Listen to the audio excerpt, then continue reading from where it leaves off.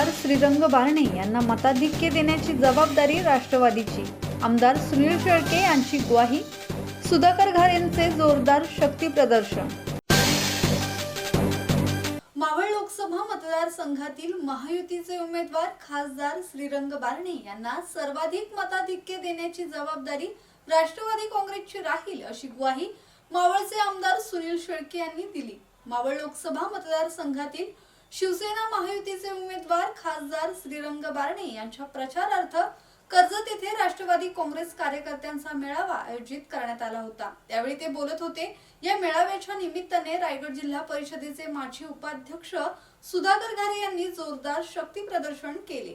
आमदार शेळके म्हणाले की गेल्या लोकसभा निवडणुकीत मी स्वतः पार्थ पवार यांच्या विरोधात काम केले होते, तरी देखील अजितदादांनी मला राष्ट्रवादी काँग्रेसमध्ये घेतले, आमदार केले आणि मावळ तालुक्याच्या विकासासाठी सुमारे 2,500 कोटी रुपयांचा निधी देखील दिला. अशा नेत्याच्या शब्दासाठी आपण काहीही करू शकतो. अजित पवार यांनी मावळात धनुष्यबाण चालवण्याचा आदेश दिला आहे.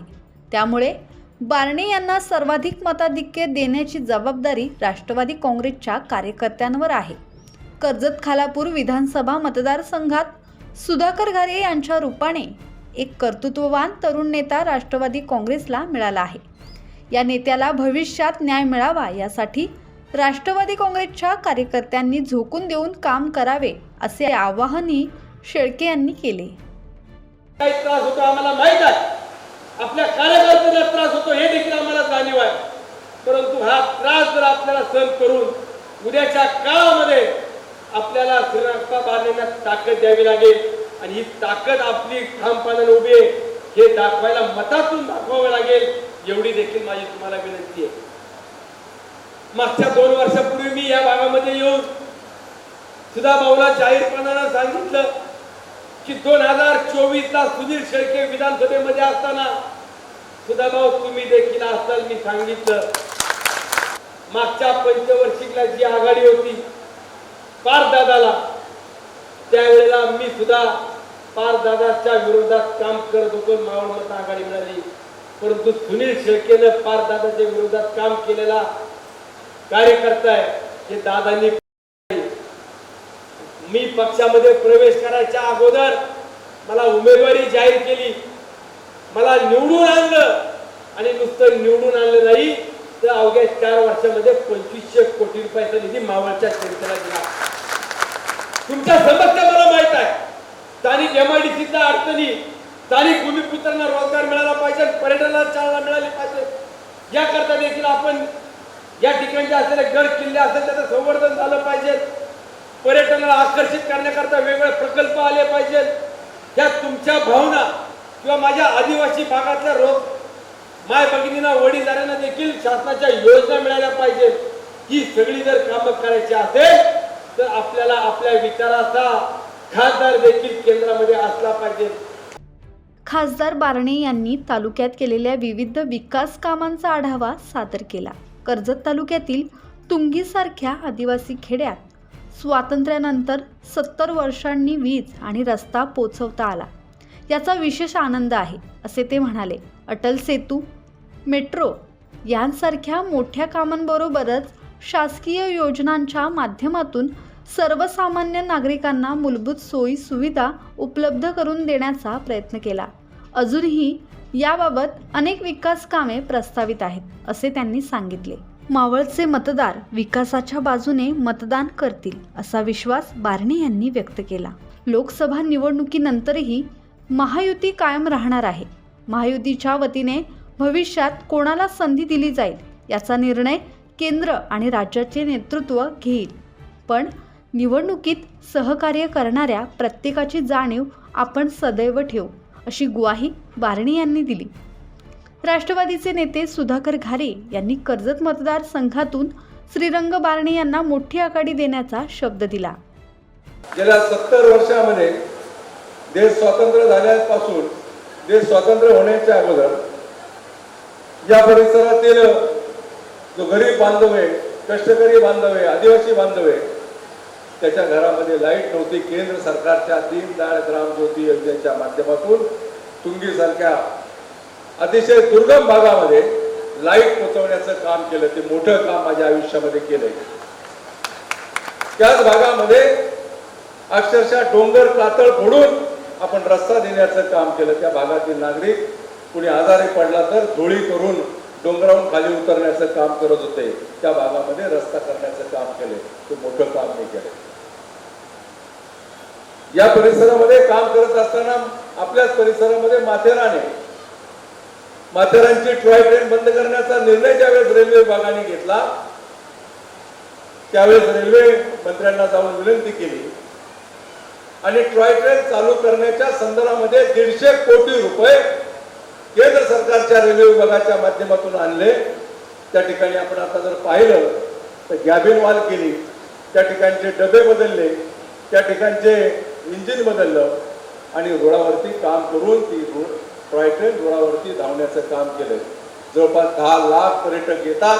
त्या 10 लाख पर्यटकांपैकी 5 लाख पर्यटक त्या मिनी ट्रेननी टॉय ट्रेननी प्रवास करतात. एकदा तुमचा लोकप्रतिनिधी म्हणून देशाच्या लोकसभेमध्ये पाठवण्याचं काम आपण मला करा.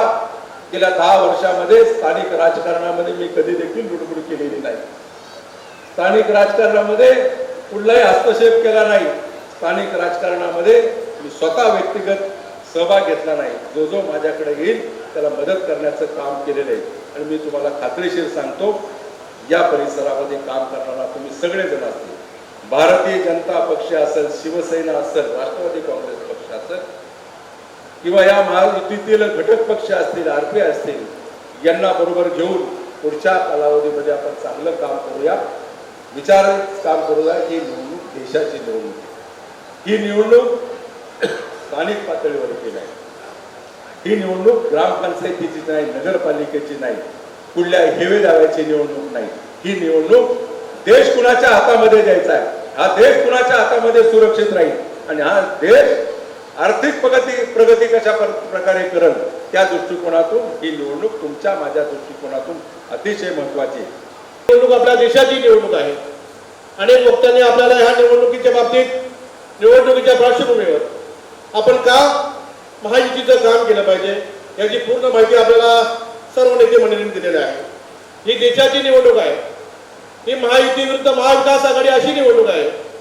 आणि आपल्याला काही दिवसापूर्वीच आपण सर्वांनी बघितलेलं आहे का आपल्या देशाचा जर सर्वांगीण विकास व्हायचा असेल, देशाला जर सर्वांगीण विकासामध्ये आपल्याला सामावून घ्यायचं असेल, देशामध्ये शैक्षणिक क्षेत्र असेल, आरोग्य क्षेत्र असेल, विकासमय क्षेत्र असेल, सर्व क्षेत्रामध्ये आपल्याला सक्षमपणे काम करायचं असेल तर एखाद्या कणखर नेतृत्वाची गरज असते.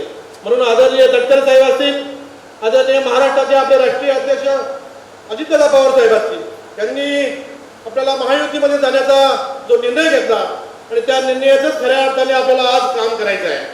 कारण आपण बघितलं असेल महायुतीच्या उमेदवार जाहीर झाल्यापासून आपण वेगवेगळ्या परिसरामध्ये जाऊन प्रत्येक जिल्हा परिषद वॉर्डमध्ये बैठका घेतोय, प्रत्येकाला समजून सांगण्याचं काम करतोय.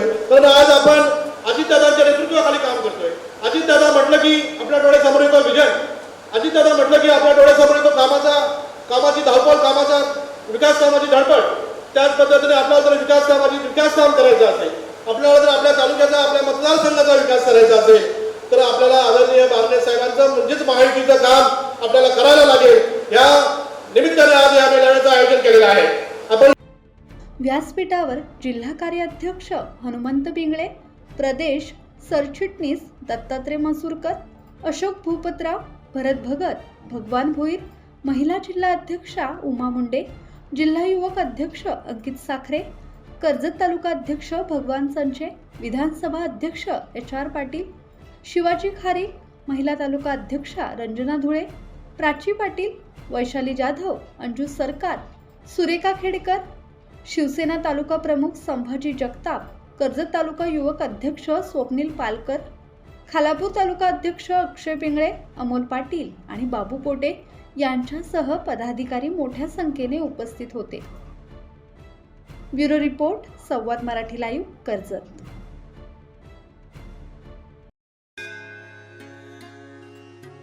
श्री गणपती संस्थान महड, तालुका खालापूर, जिल्हा रायगड. श्री वरद विनायकाच्या भक्तांसाठी भक्त निवासाची सोय. स्वच्छता आणि 24 तास गरम पाणी. सीसीटीव्हीची नजर.